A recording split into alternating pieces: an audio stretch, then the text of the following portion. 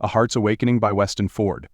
The late afternoon sun cast long shadows across the manicured gardens of Thornfield Hall as Miss Eleanor Blackwood stood beneath the shelter of an ancient oak tree, her honey-colored curls dancing in the spring breeze. The year was 1815, and at 20 years old, Eleanor had resigned herself to the quiet life of a gentleman's daughter in the English countryside. That was, until the day Alexander Montgomery rode through their gates. "Miss Blackwood," her mother's voice carried across the lawn, "do come inside at once. We have visitors arriving shortly." Eleanor gathered her skirts, careful not to let them drag through the damp grass as she made her way toward the house. Her mother, Frances Blackwood, stood in the doorway, her face pinched with anticipation. "Lord Montgomery and his son will be joining us for dinner. I expect you to be on your best behavior." "When am I not, Mother?" Eleanor replied with a slight smile, though her heart quickened at the mention of visitors. Their quiet corner of Hampshire rarely saw new faces, especially titled ones. The drawing room had been meticulously prepared, with fresh flowers arranged in crystal vases and the best tea service laid out. Eleanor smoothed her pale blue muslin dress as she took her seat near the window, where the fading daylight would cast her features in their most favorable aspect, a trick her mother had taught her years ago. The sound of approaching hooves announced their guests' arrival. Eleanor watched through the window as two riders dismounted, their forms silhouetted against the dying sun. The older gentleman must be Lord Montgomery, she thought, noting his distinguished bearing. But it was his companion who caught and held her attention, tall and broad-shouldered, with dark hair that refused to be tamed by fashion's dictates.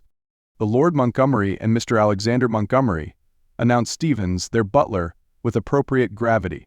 Eleanor rose with practiced grace, executing a perfect curtsy as the gentlemen were introduced. When she finally raised her eyes to meet Alexander Montgomery's gaze, she found herself staring into eyes the color of storm-tossed seas. A slight smile played at the corners of his mouth as he bowed over her hand. "Miss Blackwood," he murmured, his voice carrying a hint of something warm and dangerous. "I've heard much about the beauty of Hampshire, but I find myself wondering if perhaps the reports were understated." Eleanor felt her cheeks warm at his bold compliment, even as her mother's disapproving cough reminded her to maintain proper decorum. "You are too kind, sir. I trust your journey from London was pleasant." "Any journey that leads to such a delightful destination could only be considered pleasant," he replied, taking the seat across from her as the elder Lord Montgomery engaged her parents in conversation about the state of the roads. As the evening progressed, Eleanor found herself drawn into conversation with Alexander. Unlike many gentlemen of her acquaintance who spoke only of hunting and horses, he proved to be well-read and thoughtful, with opinions on everything from poetry to politics. "You surprise me, Miss Blackwood," he said during a lull in conversation.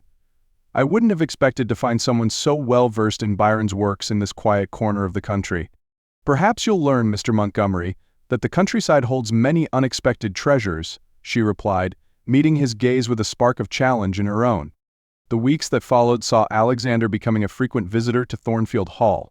Eleanor's mother was delighted, seeing in him a potentially advantageous match for her daughter. But Eleanor found herself more interested in the man himself than his prospects. They took to walking in the gardens, always within sight of the house as propriety demanded, but far enough away to speak freely. Alexander told her of his travels on the continent before the war had made such journeys impossible, and of his dreams to see the world beyond England's shores. "Would you come with me?" he asked one afternoon as they stood beneath Eleanor's favorite oak tree. "If circumstances were different, if the world were different, would you want to see it all?" Eleanor's heart beat faster at the question and all it implied. "I would," she answered honestly, "though I suspect my mother would have strong opinions about such adventures." Alexander laughed, the sound rich and warm. "Your mother has strong opinions about most things I've noticed, including me, I suspect." "She approves of you," Eleanor assured him, though she felt a blush creep up her neck at discussing such matters openly. "And you, Miss Blackwood, do you approve of me?" His voice had dropped lower, and Eleanor was suddenly very aware of how close they were standing, though still at a perfectly acceptable distance. "I," she began, but was interrupted by the sound of approaching footsteps on the gravel path. Her younger sister Mary appeared around the corner, her face flushed with excitement. "Eleanor, Mother needs you at once. The dressmaker has arrived with the new patterns from London." The moment broken, Eleanor excused herself with a curtsy, though she felt Alexander's eyes following her as she walked away. That night she found herself unable to sleep, replaying their conversations in her mind, and wondering what he might have said if they hadn't been interrupted. The following weeks brought a whirlwind of social activities as the local gentry celebrated the summer season. Eleanor found herself partnered with Alexander at multiple country dances, each touch of their hands during the figures sending sparks through her body. But it was during the quieter moments, a shared glance across a crowded room, a brief conversation in the garden, that she felt herself falling deeper into something she wasn't sure she could control. "You're playing a dangerous game, my dear," her mother warned one evening as they prepared for bed. "The son of a lord isn't likely to offer for a country gentleman's daughter, no matter how charming he finds her." Eleanor's hands stilled as she brushed her hair. "He's different, mother. He doesn't care about such things." Frances Blackwood sighed. "They all care about such things, whether they admit it or not. Just guard your heart, Eleanor. That's all I ask." But it was too late for such warnings. Eleanor's heart was already thoroughly engaged, and she suspected Alexander's was as well, though he hadn't spoken of it directly. The rules of society kept them from any open declaration, but she felt it in the way his hand lingered during their dances, in the poetry he quoted that seemed chosen specifically for her, in the way his eyes sought hers across any room they shared. The crisis came during a summer storm that caught them in the garden. They'd been walking, discussing a new novel they'd both read, when the sky opened without warning. Alexander grabbed her hand and pulled her toward the nearest shelter, the old greenhouse where her father grew his prized orchids.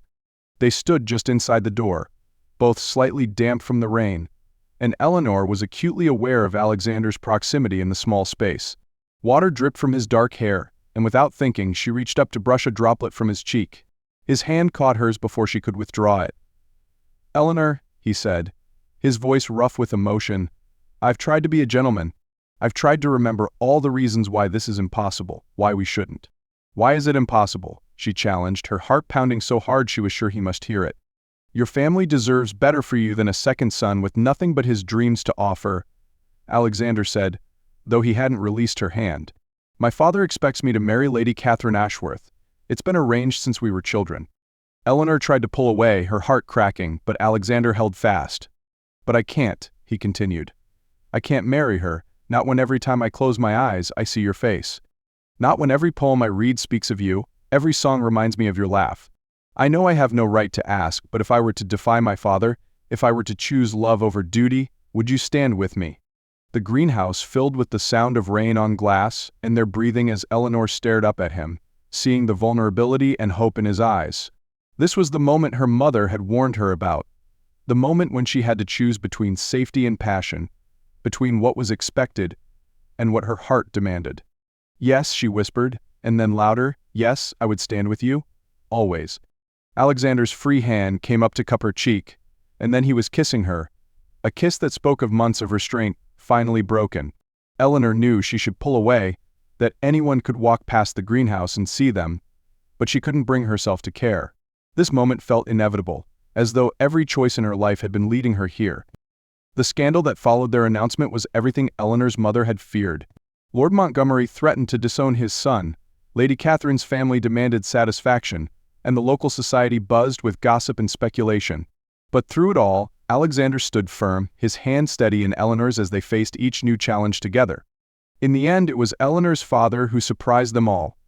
James Blackwood, usually content to let his wife manage family matters, stepped forward with an unexpected solution. He offered Alexander a position managing part of the Thornfield estate, along with a cottage on the grounds and a small but respectable income. "It's not the life you might have had," Eleanor said one evening as they walked in the garden where their love had first bloomed. Their wedding was set for the following month, a smaller affair than either family might have wished, but perfect in their eyes. Alexander stopped and turned to face her, taking both her hands in his. "It's better," he said firmly. "Because it's a life I choose with you. Every dream I had of seeing the world pales in comparison to the adventure of building a life with you." Eleanor smiled up at him, remembering that first day when he'd ridden through the gates of Thornfield Hall. Who would have thought that such happiness could be found in this quiet corner of Hampshire? "I did," Alexander said, bringing her hand to his lips. "The moment I saw you standing beneath that oak tree, I knew I'd found something far more precious than all the adventures I'd been seeking." As the sun set behind them, painting the sky in shades of pink and gold, Eleanor leaned into Alexander's embrace, secure in the knowledge that while their love story might not have followed society's prescribed path, it was uniquely and perfectly their own. Years later, their children would beg to hear the story of how their parents fell in love, of how their father had chosen love over duty, and their mother had been brave enough to follow her heart. And Eleanor would tell them, watching Alexander's eyes across the room, that sometimes the greatest adventures aren't found in distant lands, but in having the courage to love truly and completely, despite all the obstacles the world might place in your path. The old oak tree still stood in the gardens of Thornfield Hall, its branches now sheltering new generations of dreamers and lovers. And sometimes, on summer evenings, Eleanor and Alexander would walk beneath it, their hands clasped together, remembering the storm that had brought them together and the love that had given them the strength to weather all that followed. For in the end, their love story proved what Eleanor had always believed, that the greatest romances aren't found in grand gestures or dramatic declarations, but in the quiet moments of choosing each other, day after day, and in building a life filled with love, understanding, and the kind of partnership that can weather any storm. And so their story became part of the legacy of Thornfield Hall, a reminder that true love, when founded on mutual respect, shared values, and genuine affection, could overcome any obstacle society might place in its path. Their tale was proof that sometimes the most romantic endings aren't about riding off into the sunset, but about choosing to stay, to build, and to grow together in a love that deepens with each passing day.